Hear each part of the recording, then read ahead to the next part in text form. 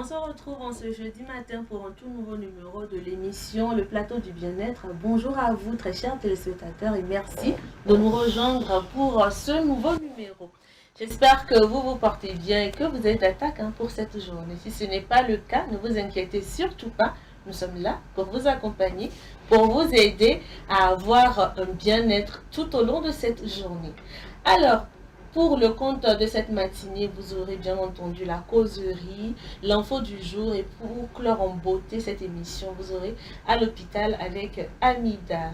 Sur ce plateau avec moi, c'est jeudi, Jacques qui m'a même manqué hier.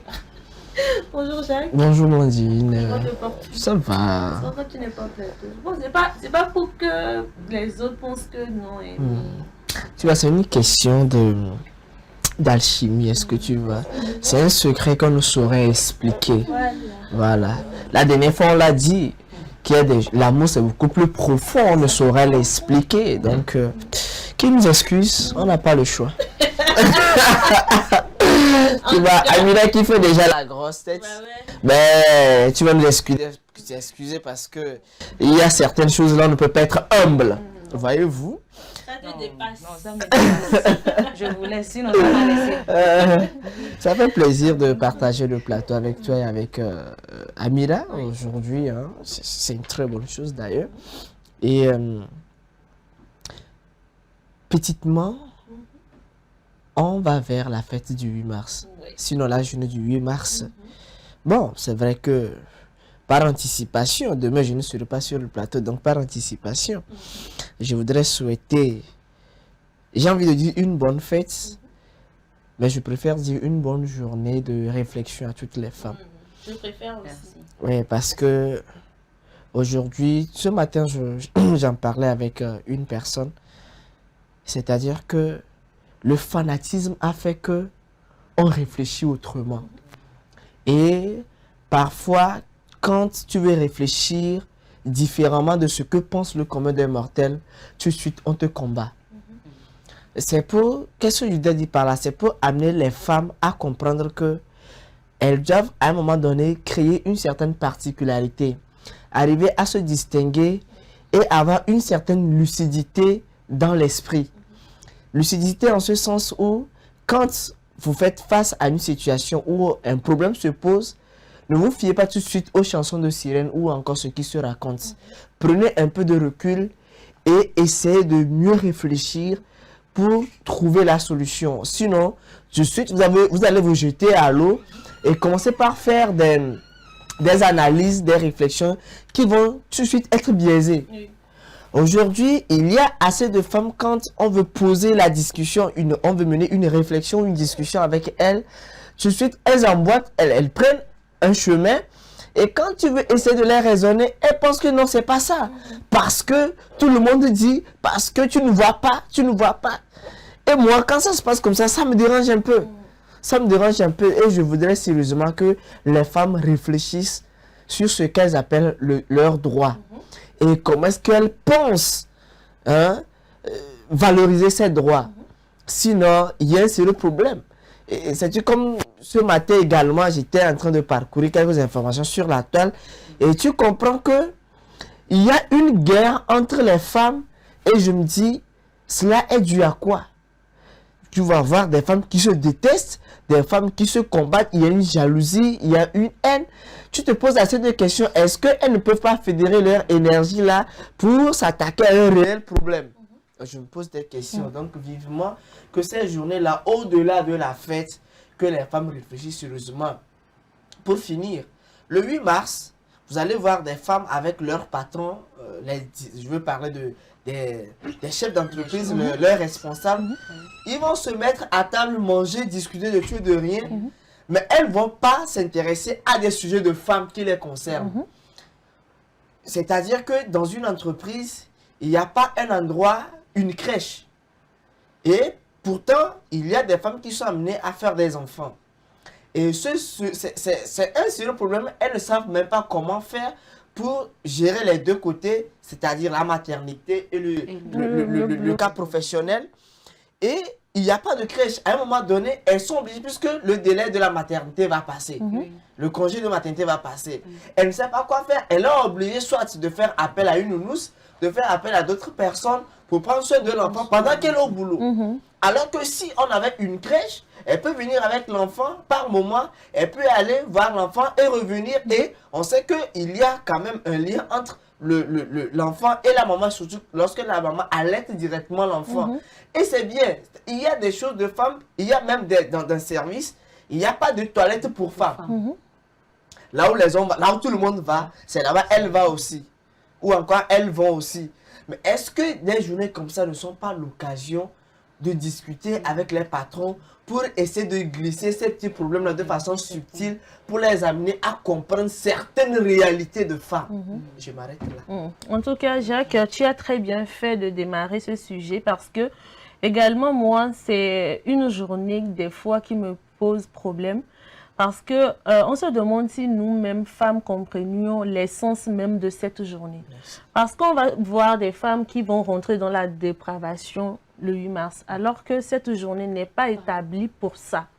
Cette journée, elle est faite pour qu'on puisse réfléchir à des sujets qui peuvent permettre à nous femmes de développer notre potentiel. C'est exactement de quoi il s'agit. On parle souvent, par exemple, hein, de l'équité, genre et tout ça. Il y a aujourd'hui des femmes qui refusent, parce qu'elles sont peut-être à la maison, elles sont au chômage, qui refusent si elles ont une opportunité de travailler et de faire un métier d'homme, qui refusent. C'est vous dites que vous voulez une certaine équité. De l'autre côté, c'est vous qui ne voulez pas faire des métiers d'homme. Finalement, voilà. Finalement, vous voulez quoi? Je pense que cette journée, elle est faite pour qu'on puisse consacrer notre énergie à réfléchir à comment développer notre potentiel, à comment résoudre les problèmes et surtout à comment valoriser nos droits. Donc, c'est très important d'avoir soulevé ce sujet, Jacques. Mais moi, ce que je me demande, c'est que est-ce que les droits dont tu parles là, même nous les femmes, on comprend ces droits-là? Justement, quand on dit les droits des femmes, c'est quoi ces droits? Il faut s'informer, c'est quoi ces droits? La quintessence de... Et ce qui me désole parfois, c'est que vous allez voir un monsieur qui demain, en tout cas le samedi, va se faire un cadeau pas possible à sa chérie, peut-être un week-end tout frais payé, faire ci et faire ça. Au même moment, il n'a pas encore doté la femme. Au même moment, il n'a pas encore amené madame devant monsieur le maire. Mais madame se réclame ou encore dit, voilà, elle, c'est sa fête, c'est ses droits. Mais alors que, sur le plan juridique, tu n'es pas reconnu. Quand tu vas vouloir réclamer certains de tes droits, comment feras-tu? Que feras-tu? Vous allez voir, chez certaines personnes, on dit, bon, je vais t'amener faire ci, on va fêter, on va faire ci. Peut-être, la femme n'a même pas son groupage sanguin. À quoi bon? Ou encore l'électrophorèse, on ne l'a pas. À quoi bon? Il y a, moi je dis, allons à l'essentiel. Pour le reste, ce n'est que des détails, quoi. Donc, vivement que les femmes réfléchissent et qu'elles amènent les messieurs à comprendre certaines réalités. Justement. Bon. Si on veut continuer, on ne veut pas faire la causerie du jour. C'est qu'il y aura une émission spéciale. Bah oui, il y aura une émission spéciale ce samedi, hein, le plateau du bien-être. Spécial 8 mars. Voilà, on va faire comme nous les hommes. Comme on aime si bien le faire. Des émissions spéciales. Vous aurez votre émission spéciale du 8 mars. Et ça va être le samedi 8 mars. On vous communiquera l'heure demain. Tout à fait. Ok. Alors, très cher, nous allons y aller donc avec la causerie du jour. La causerie nous dit ceci. Pour ma future belle famille, je donne peu d'argent à ma copine, donc je suis avare. C'est-à-dire que ils sont en train de voir que la manière dont la personne dépense moins, est-ce que si leur enfant rentre dans son foyer, ça peut aller? Ok, d'accord. Tu as dit copain ou bien mari ou bien femme? Non, c'est copine. C'est copine. Ok. C'est sa future belle-fille. Voilà, c'est encore future. C'est un homme qui soumet le sujet. Okay. C'est sa future belle Future famille belle qui famille. pense qu'il est avare parce qu'il donne peu d'argent à sa copine. C'est-à-dire, à la fin de chaque... Je vous explique. À la fin de chaque mois, Il fait un il geste. fait l'effort de faire un geste. Mais pour la belle famille, c'est insuffisant. Voilà. Intéressant. Bon, tu ne t'es pas renseigné sur le geste là, c'est combien le avare là? Moi, je n'en ai pas besoin. Est-ce que... Moi, je n'ai même pas besoin du chiffre, de la somme là. Moi, je n'en ai pas besoin. Ça me va largement. Moi, je préfère que les femmes commencent. Ok. C'est un sujet d'homme, tu veux que les femmes comprennent. C'est Parce que quand on parle d'argent là, ça intéresse beaucoup les femmes. c'est ton frère homme qui a envoyé le sujet. Si je me jette à l'eau, Commence. donc vont penser que je suis en train de me faire l'avocat défenseur Ok. du monsieur. Bon, sur ce point, tu as raison. Donc, Amida va y aller. Ok. J'écoute un peu les femmes. Bon, pour moi, je trouve ça très mal de la part de la belle famille. Surtout encore déjà, je vois que l'homme, il s'efforce déjà à donner un peu qu'il peut, il donne le peu qu'il peut pour mettre au moins la fille à l'aise. Déjà, il comprend qu'au moins, je sais que j'ai un droit à faire là, ou bien c'est un devoir pour moi au moins. Je sais que ma copine a tel besoin. Donc déjà, il contribue le minimum qu'il peut, si je peux le dire. Parce qu'ils disent que c'est le peu qu'il a. Mais maintenant, reste à savoir, en tant qu'homme, en tant que femme, ou bien en tant que nous, les humains, nous avons de différentes façons de gérer notre situation financière. Lui, en tant qu'homme, peut-être par rapport à lui, il a sa manière de gérer sa situation financière.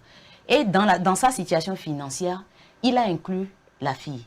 Donc, le peu qu'il peut donner, c'est ça, il a donné. Maintenant, si la belle famille maintenant dit, la future belle famille dit que maintenant, ils ne peuvent, ou bien ils donnent le peu, je trouve ça que c'est tellement, c'est osé.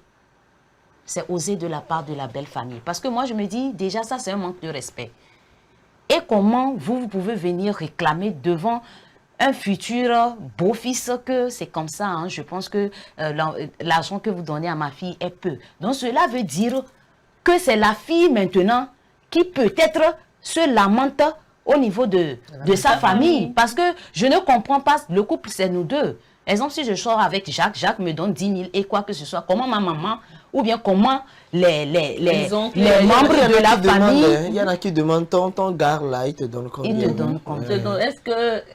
Même les lorsque la fille ne veut pas se prononcer, il faut parler. Et maintenant, si c'est le cas, même si on lui demande, même si on demande à la fille, est-ce que forcément c'est le montant que l'homme lui a donné qu'il communique?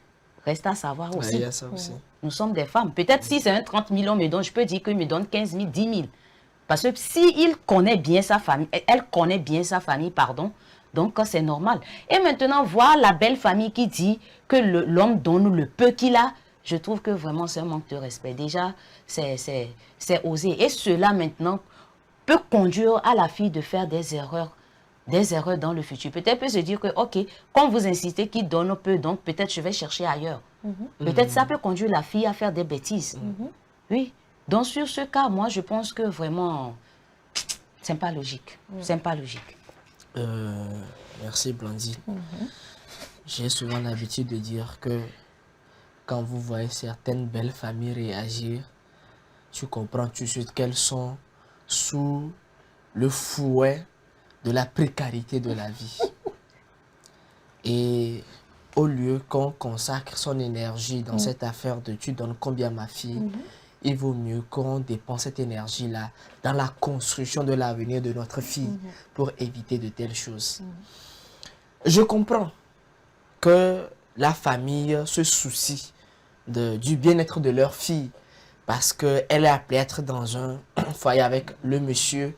Et on dit souvent, quelqu'un qui veut véritablement s'engager avec toi, on le sent dans sa façon de te manager, dans sa façon de prendre soin de toi. Je comprends. Mais je voudrais quand même je voudrais expliquer ce matin, dire quelque chose. Si je sors avec une fille, ce n'est pas par obligation que je lui fais un geste. Ce n'est pas une obligation pour moi parce que on n'est pas encore fiancé jusqu'à dire qu'on est dans un foyer proprement dit. On est que copains-copines, ce que nous appelons copains-copines là. C'est, je dirais, on est qu'en amitié. Rien ne m'oblige en fait. Parce que certaines femmes peuvent prendre ça comme si c'est trop dit. Mais moi je dis, rien ne m'oblige à faire un geste envers cette fille-là. Ce n'est pas par obligation. Mais si je le fais, c'est au nom de la morale. Et c'est par amour. Parce que je sais que elle est femme et elle a des besoins. Elle est appelée à faire certaines choses. Et si je ne peux pas faire le minimum, c'est pousser cette fille-là à faire autre chose.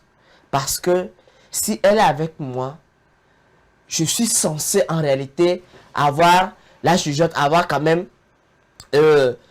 cette réflexion-là de quand même faire quelque chose pour l'appuyer en fait. Maintenant, quand on me dit que ce que je donne est insignifiant, bon, je suis un peu perdu. Parce que, est-ce que la famille voudrait que je dépense toute ma fortune dans l'entretien de leur fille, ou bien la famille voudrait que je fasse des réalisations et que je vienne prendre soin de la fille comme cela se doit. Et moi, des sujets comme ça m'énerve. Ça m'énerve parce que, tout de suite, je m'emporte parce que, vous comprenez tout de suite que la famille ne se soucie pas de l'harmonie qu'il y a entre eux, mais on met l'argent devant. Comme si c'était l'argent qui allait créer la joie dans cette famille-là. Comme si leur fille, plus tard, si le monsieur n'est pas fortuné, ne peut pas construire sa vie de couple avec le monsieur. Comme si eux, les parents, quand ils se sont connus dans un état, ils se sont connus avec une situation financière très stable. Et c'est dans ça, là, ils n'ont jamais connu de période de disette. Et leur vie a toujours coulé comme le fleuve. Et moi, je dis non. Je dis non. D'abord, quelle est la situation du monsieur? Le monsieur, il fait quoi? Il se peut que le monsieur soit un étudiant. Mais cet étudiant-là, il fait des répétitions. Il fait peut-être même la sécurité quelque part. Et quand à la fin du mois, il rassemble ce qui lui revient, il essaie d'affecter une part à l'entretien de la fille. Même si c'est 5 000 ou bien c'est 2 000 francs qu'il donne. Il sait que il fait quelque chose, il se défend pas mal. Mais il se dit non, je dois également me soucier de ma petite amie. Je dois lui faire un geste. Et c'est ce qu'il fait. Mais on trouve que c'est insignifiant. Mais vous voulez quoi? Vous voulez quoi? Si vous trouvez que c'est insignifiant, alors aidez votre fille également à se construire pour que ce que le monsieur va apporter, eh bien, quand elle va associer ce qu'elle a aussi, ben, ça va faire quelque chose. Eh bien, si peut-être le monsieur n'est pas étudiant ou encore le monsieur travaille, il faut voir, est-ce que le monsieur même est stable, il est épanoui dans ce qu'il fait comme travail. Avant de commencer par faire ce genre de critiques. D'ailleurs, vous allez voir, c'est peut-être même la maman de la fille qui fait ça. Elle-même, son mari lui donne combien à la fin du mois pour son entretien? Peut-être qu'elle n'a rien. Peut-être qu'elle n'a rien. Moi, je suis désolé, parfois, quand il y a des choses comme ça, je me pose assez de questions. Finalement, quelle éducation vous donnez à votre fille? Quelles sont ces valeurs-là que vous lui inculquez? Et plus tard, cette fille-là, quand elle aussi sera dans le foyer, elle sera tentée d'inculquer ce genre d'éducation à ses enfants.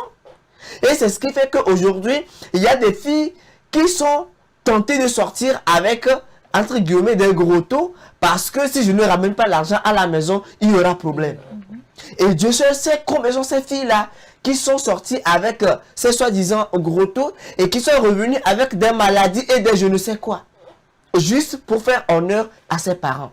Et parce que il y a cette précarité-là, on ouvre son ventre à ce futur beau-fils-là qui va venir comme si c'est lui qui doit être le messie pour venir entretenir la famille. Moi, je dis, il y a un problème. Il y a un problème. Maintenant, si le monsieur est vraiment nanti, comme on le dit, il est vraiment nanti, et qui ne veuille pas survenir aux besoins de la fille, là, c'est notre débat. Pourquoi est-ce qu'il ne le fait pas? Est-ce que la fille pense que leur relation est vraiment sincère? Est-ce que le monsieur a des projets d'avenir pour cette fille-là? Est-ce qu'il a des ambitions? Est-ce qu'il veut véritablement construire quelque chose de grand avec cette fille-là?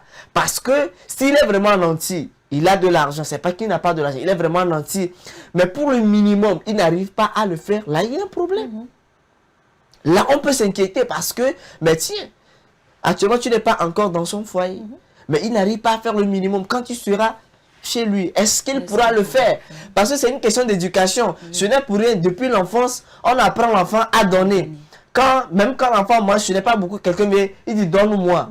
Quand l'enfant refuse, on le tape. On dit il faut toujours donner, il faut apprendre à donner. Et quand très tôt, on éduque cet enfant-là à apprendre à donner, quand il va grandir, il ne sera pas avare, il n'aura pas de la peine à donner parce qu'on l'a éduqué comme ça. Et c'est bien. Je donne juste un exemple. Vous allez chez nos frères musulmans, quand la table est servie, tu es là, on te dit, mon frère, viens, on va tous manger ensemble. Mais chez certains, on cache le repas et on dit, mais en fait, comme si c'est pas encore prêt. Vous êtes là, vous allez causer pendant des heures. Et après, se dit, ah, mon cher ami, je suis un peu fatigué là, je vais aller me reposer. Juste parce qu'il ne veut pas partager son plat avec toi. Et un enfant qui, depuis le bas âge, ne veut pas partager son plat avec ses amis, il faut le frapper. Il faut l'apprendre, il faut l'apprendre les bonnes choses. Lui faire comprendre que, bien, il faut apprendre à donner, il faut faire ceci. Moi, je me rappelle, même si tu n'as qu'un seul bâton de craie, ton voisin, ton camarade n'en a pas. Tu casses le bâton là, tu lui donnes. C'est dans de petites choses comme ça qu'on apprend à donner en fait. Tu as juste le botocoin là, un beignet, ton camarade n'en a pas, tu essaies de déchirer un peu, tu lui donnes. C'est comme ça qu'on apprend à donner. Et ce monsieur là, quand il va grandir, lorsqu'il aura 1000 francs, il saura comment gérer les 1000 francs. Il sait que dans les 1000 francs là, ma femme aussi a quelque chose. En tout cas, doit avoir quelque chose. Et il y en a même qui vont jusqu'à leur salaire. Je remercie Ezekiel la dernière fois, le lundi, qui nous a parlé de la gestion financière. Il y en a qui vont jusqu'à la fin du mois, quand ils prennent leur salaire, ils savent que les 30% reviennent obligatoirement à la femme. Et ils se sont éduqués comme cela. Et c'est bien. Et c'est bien. Alors, faudrait pas qu'on ait les yeux rivés sur la poche d'un monsieur ou bien de quelqu'un comme les yeux de l'hibou, mais il faudrait plutôt qu'on apprenne à ces filles aussi à être autonomes. D'où, d'ailleurs, même le 8 mars, là, que les femmes apprennent également à être autonomes plutôt que d'avoir les yeux rivés comme les yeux de l'oiseau hibou là, hein, sur les poches d'un monsieur, ou encore que la belle famille soit là derrière le monsieur comme un gendarme, comme quoi, comme tu donnes à ma femme et à notre fille, comme si eux-mêmes, c'est ça. Les parents se sont désengagés, ils ne veulent plus, hein, ils n'assument plus leurs responsabilités et finalement c'est pour faire porter le chapeau à d'autres personnes pour non seulement éduquer leurs enfants, mais maintenant aussi survenir aux besoins de leurs enfants. Et moi je dis, ils ont perdu le combat en fait. Mais c'est à revoir, je ne suis pas d'accord. Merci. Je pense que le côté où tu as dit quelque chose de très important par rapport à l'autonomisation de la femme. Je pense que dans cette causerie aussi, on peut aussi blâmer un peu la fille. Peut-être que la fille aussi n'a pas de boulot. Peut-être elle n'a rien sous la main. Parce que d'habitude, vous allez voir, les femmes ou bien les filles, quand on dit c'est insuffisant, c'est parce qu'on n'a rien. Parce que si la fille là, a quelque chose sous la main ou bien elle est indépendante, le peu que l'homme lui donnera, elle va trouver ça grand. Je ne sais pas si vous me comprenez. Le peu que l'homme là va donner, peut-être qu'elle va trouver ça grand. Oui, Amira, je ne refuse pas. Hein. Vous voyez? Oui, je vois. Mais en fait, c'est vrai que peut-être qu'elle n'a rien. Est-ce que parce que tu n'as rien, ce que l'autre fait, on dit il gagne à la sueur de son front. Toi, tu ne fais rien. Mais lui, il gagne à la sueur de son front. Et il te donne un peu dans ça. Et toi, tu penses que c'est suffisant. Ben alors là, toi aussi, va chercher pour toi. Ou encore, soit elle me dit, je ne fais rien. Ok, donne-moi quelque chose pour que je puisse aussi entreprendre. Là, je peux comprendre. Mais si elle pense que c'est insuffisant, soit ce qu'elle prend, que sa famille aussi lui ajoute. Que sa famille complète, et là, ça sera suffisant. Et c'est vrai, parce qu'aujourd'hui, on ne va pas me dire que parce que je ne fais rien, ce que le monsieur me donne, ça ne me suffit pas. Mais alors là, essaie de voir si ce que le monsieur te donne là, tu pourras essayer de transformer ça. Et essaie de fructifier ça. Si tu ne peux pas, alors dis clairement à ton monsieur, tu sais, au lieu de tendre la main chaque fin du mois, donne-moi ceci, cela. Alors est-ce que tu peux m'aider à monter un micro-projet. Et ensemble, tu vas m'aider à faire le suivi jusqu'à ce que ça soit rentable. Et là, je sais que toute la charge ne sera pas que sur toi. Même si tu me donnes un peu, je sais que j'ai des activités qui me génèrent des bénéfices. Et moi aussi, je pourrais rouler sur ces fonds. Là, d'accord.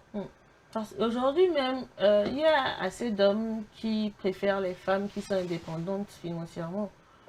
Parce qu'un homme qui souffre, qui se tue à la tâche, et à la fin du mois, il décide de glisser un petit truc à sa petite amie, ou bien à sa fiancée, ou bien à sa femme. Si par exemple, ce gars-là se retrouve au chômage, vous faites comment? C'est fini. Vous faites comment? C'est fini. D'où... Il y a des stages. Justement, d'où il est essentiel, il est très primordial à chaque femme de faire son maximum pour pouvoir être indépendante.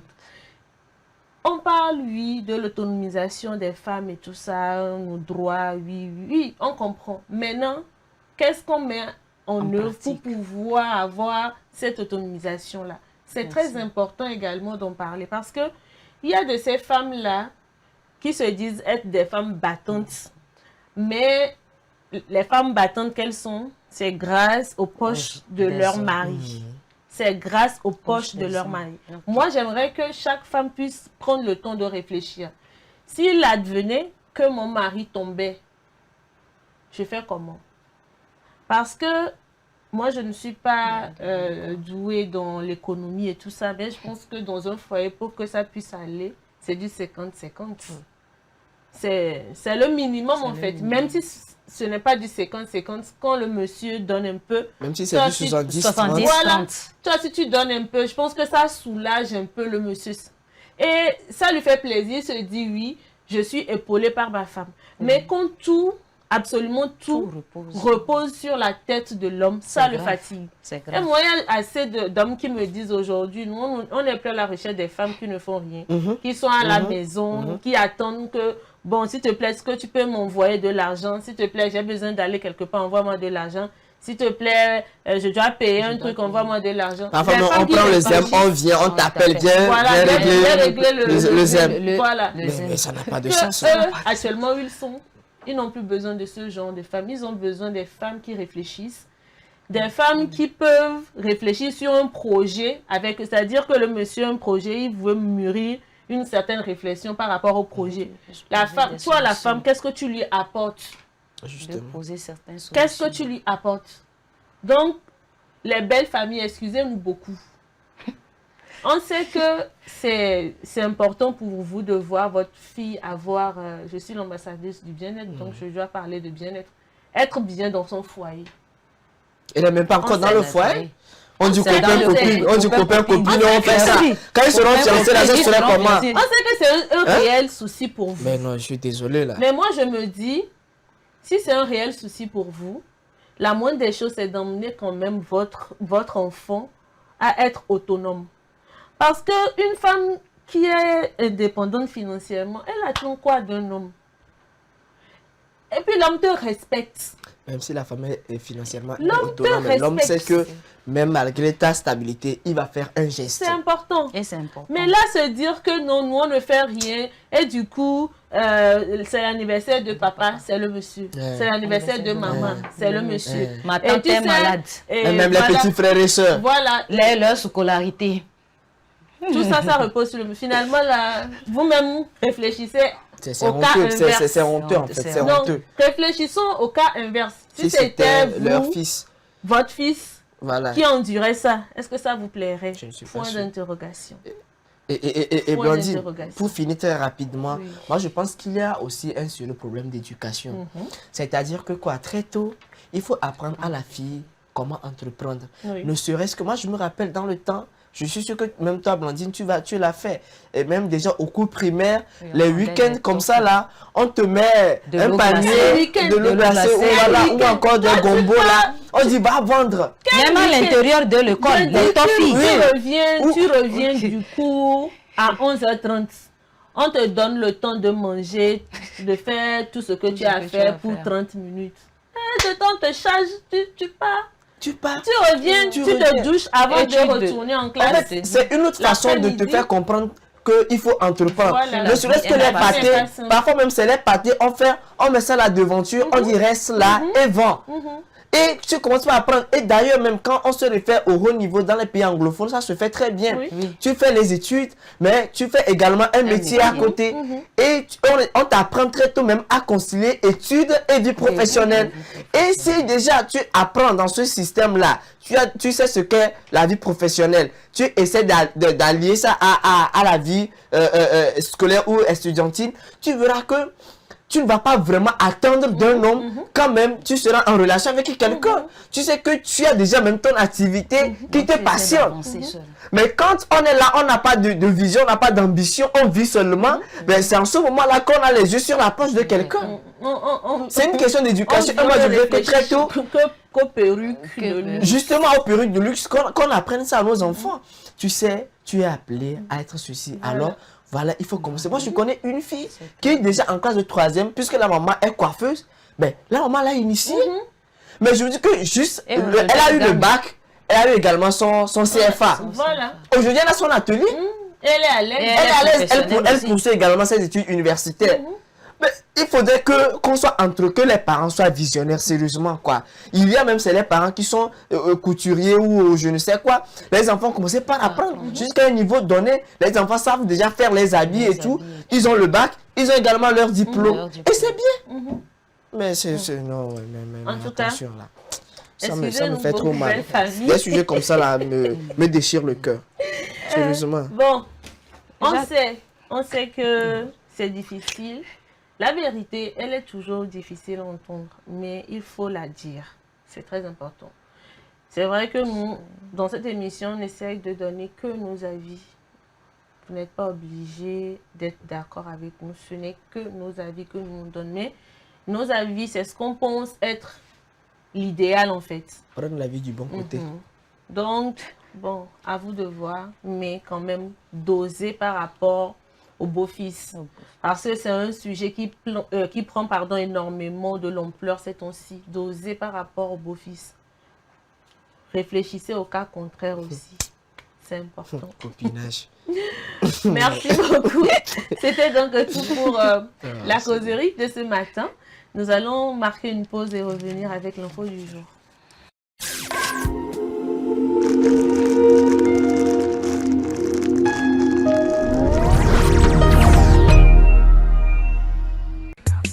L'amour, c'est des hauts, c'est des bas. Et quand la femme dit non, c'est vraiment non. Mais rien ne vaut un petit cadeau pour raviver la flamme de l'amour. La femme se fait belle et sensuelle pour votre plaisir. Claudia Lingerie, nous disposons de toute une collection de sous-vêtements haut de gamme pour hommes, femmes et enfants à un bon prix. Soyez ceux qui portent des sous-vêtements confortables. Claudia Lingerie, nous sélectionnons pour vous de la lingerie fine de qualité pour sublimer vos soirées. Claudia Lingerie, sur la route d'Agbalépédo, juste à côté du monument Grand Œuf Blanc. Infoline 00228 97 01 03 03 0228 97 01 04 04. Claudia Lingerie, l'élégance a une adresse. Le 35e numéro de Dagon Magazine met à l'honneur Claire Regina Meyo-Kwenom, militante engagée et infatigable défenseur des droits de la femme. La rubrique santé de ce 35e numéro nous parle des vertus du paix, la flatulence, signes et indicateurs d'une bonne santé et ses symptômes de maladie. La rubrique bien-être de son côté nous laisse découvrir le pouvoir de quelques plantes, leurs vertus insoupçonnées et leurs propriétés bénéfiques. Dagan, c'est aussi plein d'autres rubriques pour prendre soin de notre santé. Dagan Magazine, le magazine de la femme togolaise pour la femme. Téléphone plus 228 70 86 44 44 70 26 60 60 Lomé, Togo.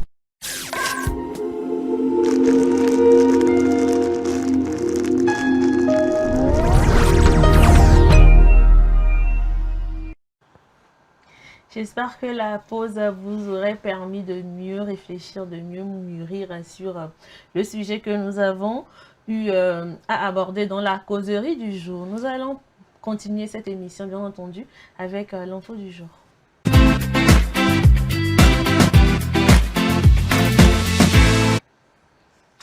Dans un monde en constante évolution, l'intelligence artificielle émerge comme un catalyseur puissant de changement, en particulier en Afrique. Ce continent riche et diversifié de potentiel bénéficie de l'adoption de technologies innovantes pour transformer des secteurs clés tels que la santé, l'éducation et l'agriculture. Regardez. Au cours des dernières années, l'intelligence artificielle a émergé comme un moteur de transformation à l'échelle mondiale et l'Afrique ne fait pas exception.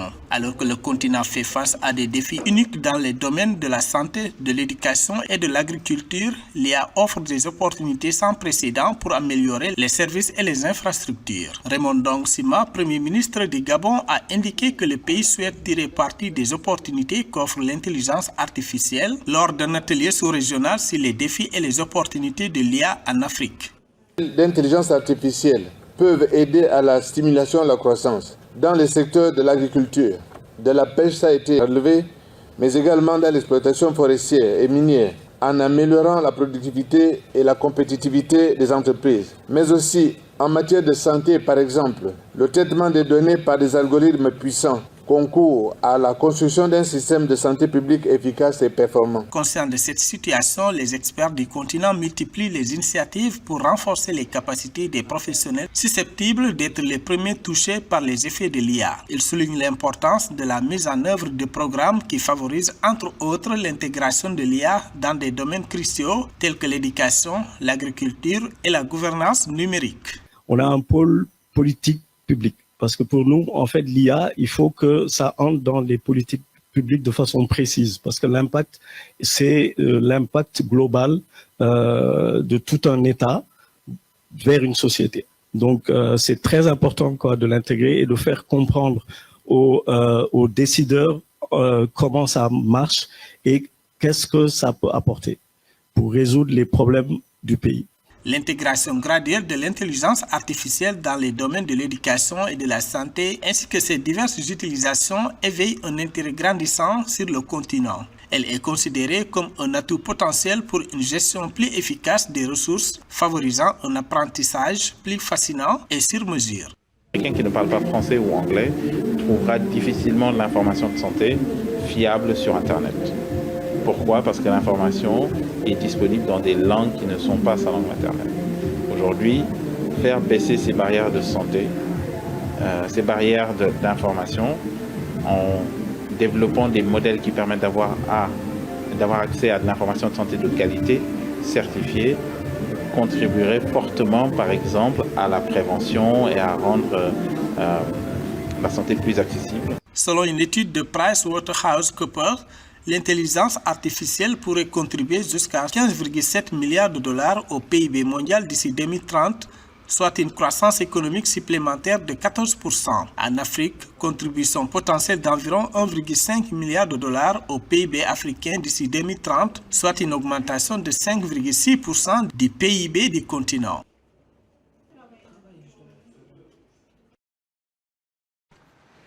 Voilà donc un lien qui domine le monde et puis on est ravis de voir que dans le domaine de la santé, de l'agriculture et dans les autres domaines quand même il y a des avancées qui se font. Quand cette histoire d'IA a fait surface, on a vu des commentaires venant d'un peu partout. Il y en avait qui dénonçaient l'IA et d'autres qui étaient pour l'IA. Et ça me fait rire parce que, qu'on le veuille ou pas, à un moment donné, nous allons tous faire usage de l'intelligence artificielle. Et je m'en veux pour preuve. L'intelligence artificielle, d'abord, existe sous plusieurs formes. C'est pas parce qu'aujourd'hui, on parle de l'intelligence artificielle que ça fait tic. Quand je prends les Google qu'on a, on dit il fallait sur Google faire quelques recherches. Qu'est-ce qui génère tout ça? C'est une intelligence artificielle.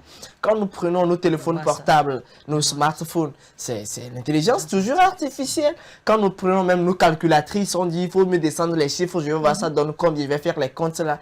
C'est toujours ça. Alors, moi je dis, il vaut mieux qu'on s'adapte très tôt que d'être à la traîne et après être peut-être les derniers enfants, là, ou bien l'enfant malade qui n'arrive pas à s'adapter, à s'hisser au rang des autres. Donc, aujourd'hui, il y a de normes en jeu. Et il vaut mieux aller à l'école de l'intelligence artificielle pour en faire bon usage. C'est le plus important. Aujourd'hui, la question plutôt serait comment me former avec l'intelligence artificielle et mettre cette intelligence artificielle-là au profit. Parce que, qu'on ne veut pas aujourd'hui l'intelligence artificielle faire des merveilles, ça fait de la magie. Oui, maintenant, si ça fait de la magie, qu'est-ce que moi aussi je peux faire pour en tirer profit? C'est la question qu'il faudra se poser. Quand on va aller au côté néfaste maintenant, c'est de voir comment minimiser les risques pour que cela ne nous nuise pas, mais cela nous soit plus bénéfique. Et on l'a vu, d'ailleurs, même dans le temps, quand on fait nos cours de chimie ou de physique, on fait des tracés au tableau. Mais si aujourd'hui, avec l'intelligence artificielle, on peut toucher du doigt ces sciences expérimentales là, c'est déjà un atout. C'est déjà un atout. Et d'ailleurs, on a longtemps resté dans ces formules-là, ça ne nous a pas vraiment servi. Si on peut aller plus vite et que, en retour, on soit capable de proposer de vraies solutions, des solutions innovantes pour l'Afrique, pour notre éducation, moi je dis c'est de bonne guerre, c'est une très bonne chose. Alors vivement que nous fassions bon usage de l'intelligence artificielle et que cela nous soit profitable. Justement. Et c'est donc sur ces mots que nous allons marquer une pause et revenir juste après retrouver Amida dans À l'hôpital. On y aller avec À l'hôpital. Et aujourd'hui, avec Amida, nous allons parler des différents types de chambres à l'hôpital. Eh bien, nous allons parler aujourd'hui des différents types de chambres à l'hôpital. D'habitude, à l'hôpital, les chambres d'hôpitaux, nous disons les salles d'hospitalisation. Je pense communément en général. D'abord, qu'est-ce que c'est qu'une salle d'hospitalisation? La salle d'hospitalisation, c'est la chambre où on hospitalise les patients pour une période donnée. C'est-à-dire, vous êtes dans une chambre, on vous installe pendant une période donnée, peut-être à long terme ou à court terme, ou bien même de jours. Parce qu'il y a de ces gens qui viennent et ne durent même pas juste pour une seule journée, on les libère et là, c'est bon. Donc ça, c'est un peu la définition de la salle d'hospitalisation. Bien bon, vous pouvez dire chambre d'hôpitaux, mais la salle d'hospitalisation, c'est mieux. Allons-y. Donc aujourd'hui, nous allons beaucoup plus nous concentrer sur les types de salles d'hospitalisation. Déjà à l'hôpital, la salle d'hospitalisation, on en a deux sortes. Il existe deux sortes. À l'hôpital, il y a les salles communes. Les salles communes et nous avons aussi les cabines. Les salles privées. Je ne sais pas si vous avez... C'est les salles VIP, ça. Voilà. Merci, VIP. Pour les debout. Merci. Donc maintenant, nous allons voir un peu cette différence. Donc nous avons les salles communes, les cabines. Bon, pour aller directement, les cabines. Donc maintenant, au niveau des salles communes, qu'est-ce qu'on remarque? Il y a cette petite différence, les deux. La salle commune a, bon, vous pouvez trouver 2 lits, voire 4 lits, et au maximum, voire 8 lits. Ça dépendra de la salle et bon, de l'hôpital. Maintenant, cabine, comme on l'entend, c'est une salle privée. Ça veut dire que vous avez seulement qu'un seul lit. Par rapport au coût maintenant, elle est moins chère, elle est plus chère. C'est un peu la différence. Cabine est plus chère que salle commune. Merci. Maintenant, par rapport à l'intimité, parce que quand vous êtes à l'hôpital, il y a aussi cette protection d'intimité. Vous êtes plus... Pas de contrôle. De ce côté, au niveau de la salle des communes, vous n'avez pas de contrôle d'intimité. Là, vous êtes protégé, là, dans les cabines, vous avez votre intimité privée, propre à vous. Mais maintenant, au niveau de la cabine, pourquoi le choix, on choisit les cabines, c'est beaucoup plus pour se protéger et éviter de s'exposer aux infections. C'est vrai, nous parlons de VIP, c'est vrai. Nous parlons de moyens, oui, c'est vrai. Mais le principe, la raison derrière, c'est de ne pas être exposé aux infections. C'est vrai, il y a d'autres qui sont dans des salles communes. Ça ne veut pas dire que, bon, ils sont un peu aussi exposés. Parce que déjà, vous voyez, si les lits sont déjà, vous êtes déjà avec beaucoup de patients, donc vous êtes déjà un peu exposés. Maintenant, par rapport au genre, le masculin, le féminin. Le masculin, le féminin. Donc, au niveau de la salle commune, parce que le privé, c'est le privé. Bon, l'homme reste seul, la femme aussi, elle est seule dans sa cabine. Maintenant, au niveau de la salle commune, normalement, on devait avoir des salles communes d'hommes et avoir pour les femmes. Normalement. Non, ça, je suis d'accord. Normalement. Donc, maintenant, nous allons beaucoup plus... Donc, c'était Bon, un petit résumé sur la salle d'hospitalisation. Maintenant, ces salles d'hospitalisation, nous pouvons les retrouver aussi dans quoi? Dans les différents services de l'hôpital. Vous comprenez un peu ce qui se passe? Parce que je veux aller directement pour que vous puissiez comprendre. C'est-à-dire que si on va à la gynécologie, il y a salle pour hommes-femmes. Si on va non, c'est pas ça. Il y a les salles communes et il y aura des cabines. Il y aura des cabines. Merci. Même, donc ça veut dire quand tu vas dans la gynécologie, tu parles de la maternité, des salles de maternité. Peut-être vous pouvez trouver quelqu'un qui veut être seul, peut-être avec... être seul, parce que avec son bébé et tout ça, donc il prend la cabine. Si tu as les possibilités, ou bien même peut-être les conditions de santé peuvent faire que le médecin te recommande d'être seul. Donc cela, bon, ça dépend de ta condition de santé. Donc maintenant, nous allons citer, parce qu'il y en a assez. Les services à l'hôpital, il y en a assez. Mais nous allons aller avec de petits exemples pour que vous puissiez... comprendre. Donc, les salles d'hospitalisation, nous pouvons trouver dans de différents services. Et je vais vous donner quelques exemples. Exemple, la salle d'urgence, des urgences. Ça, c'est la salle qui est très, très, très importante à l'hôpital. Vous allez trouver des salles en urgence. Et ça peut être, souvent, c'est en salle commune parce que vous venez. Donc, c'est des salles réservées pour ces patients qui ont besoin des soins immédiats. Ça veut dire, vous êtes là, on vous fait des soins et rapidement, on vous transfère maintenant dans le département où vous devez être. Donc maintenant, après ça aussi, nous avons les salles d'hospitalisation en médecine générale. Ça veut dire le service de la médecine générale. Pour ces patients, les salles réservées à ces patients qui nécessitent des soins médicaux pour des pathologies, des maladies internes ou des infections. Nous pouvons aussi trouver les salles d'hospitalisation dans les soins intensifs, quand nous parlons de réa. Peut-être à l'hôpital, vous entendez réa, c'est la réanimation. Donc, vous pouvez trouver aussi pour ces patients des salles réservées pour ces patients en état critique. Donc, vous pouvez trouver des salles, peut-être après l'intervention, peut-être des cabines, ou bien vous pouvez trouver des salles communes. Donc, ça dépendra de... Il y a aussi les salles d'hospitalisation en pédiatrie pour les enfants malades. Nous avons aussi des soins d'hospitalisation de maternité, comme tu l'as dit, la gynécologie, pour ces femmes enceintes, le suivi, l'accouchement, et pour les soins postnataux, ça veut dire après l'accouchement. Nous avons aussi les salles d'hospitalisation en gériatrie. Vous comprenez un peu? Jacques, tu es sûr? Tu comprends un peu?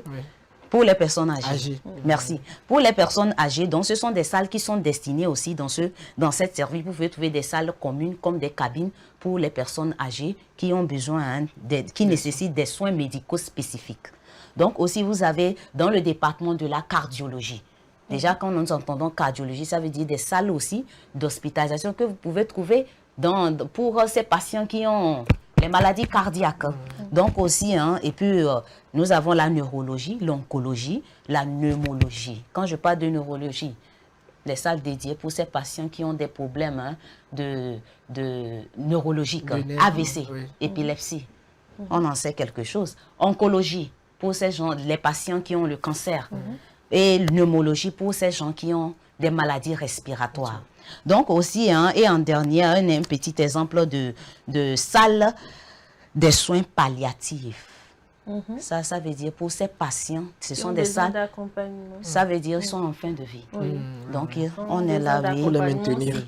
Donc ça veut dire, ce qui aussi est bizarre, c'est que vous pouvez trouver une salle d'hospitalisation d'un service dans une autre service.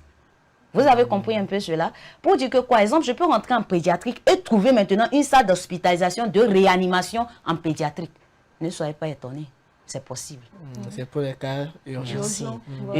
Les cas urgents. Donc, vous pouvez toutefois aussi trouver ces gens, les salles en salle et les salles maintenant dans l'hôpital. Donc, c'est comme ça. Eh bien, pour vous dire que chaque service dispose des types de salles d'hospitalisation adaptées aux spécificités médicales et aux soins que les patients nécessitent. Mon problème, c'est que quand on prend peut-être la salle commune, est-ce que la salle commune est scindée pour femmes et pour hommes? C'est ce qui reste à savoir. Généralement, mais ça n'abonde pas. Souvent, les patients c'est ce qui devrait peut-être...